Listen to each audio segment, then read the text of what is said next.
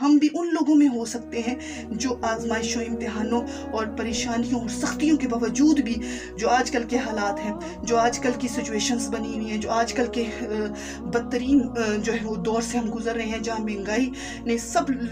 لوگوں کی جو ہے وہ کمر توڑ دی ہے، ان حالات میں بھی ہم اللہ کا فضل، اس کی رحمت پاتے ہوئے ٹوٹے والوں میں نہیں ہو سکتے، کیونکہ جو انسان برے سے برے حالات میں بھی اپنے رب کی رسی کو مضبوطی سے تھامی رکھتا ہے، اپنے رب کی یاد سے کبھی غافل نہیں ہوتا، اپنے رب سے دوستی لگائی رکھتا ہے، اپنے رب کی یاری میں ہمیشہ اپنے دن رات گزارا ہوتا ہے، وہ اپنی پریشانیاں، اپنی تکلیفیں اپنے رب سے شیئر کرتا رہتا ہے، اسے بتاتا رہتا ہے، تو پھر اللہ بھی اپنی رحمت کے ساتھ اس بندے پر رجوع فرماتا ہے، اللہ بھی اپنی محبت کے ساتھ اس بندے کی طرف رجوع فرماتا ہے، اور یوں بندہ آزمائشوں، امتحانوں اور پریشانیوں کے باوجود بھی اللہ کی محبت کے احساس میں رہتے ہوئے ہمیشہ مطمئن، ثابت قدم اور پرسکون زندگی کی طرف گامزن رہتا ہے۔ اس کا یہ مزاج اس کا اللہ کی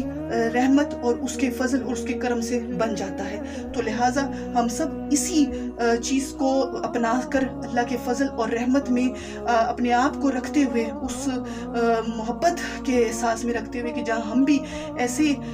کیفیات سے، ایسی فضیلتوں سے، ایسی رحمتوں سے، ایسی کرم نوازیوں سے ہم بھی مستفید ہو سکتے ہیں، ایسی ہی عنایتوں سے ہم بھی مستفید ہو سکتے ہیں اللہ کے فضل اور رحمت میں رہتے ہوئے، کہ ہمیں بھی یہ پریشانیاں جو ہے توڑ نہیں سکیں گی۔